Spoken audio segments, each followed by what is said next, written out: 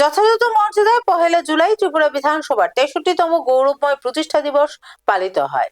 1 জুলাই ত্রিপুরা বিধানসভা 63তম গৌরবময় প্রতিষ্ঠা দিবস উপলক্ষে রক্তদানের পাশাপাশি পদ্মশ্রী প্রাপককে সংবর্ধনা প্রদান অনুষ্ঠান অনুষ্ঠিত হয়। উপস্থিত ছিলেন রাজ্যপাল ইন্দ্রসেনা রেড্ডি নালু, অধ্যক্ষ রামপদ জমাতিয়া, বিরোধী দলনেতা জিতেন্দ্র চৌধুরী, মন্ত্রী রতনলাল নাথ সহ অন্যান্যরা। Bureau report, BTV Tripura news. ত্রিপুরায় বসে আলোচনা করছি, ত্রিপুরা যখন পলিটিক্যাল ডিসকাশন হবে আদারওয়াইজ সেখানে অনেককে ডাকা হবে।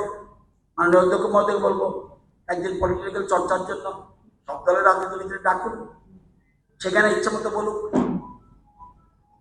এখানে এখানে কিছুটা মানতে হবে, না মানলে এটা আমার ব্যক্তিগত কথা বলতে আসব আমার মনে হয় না।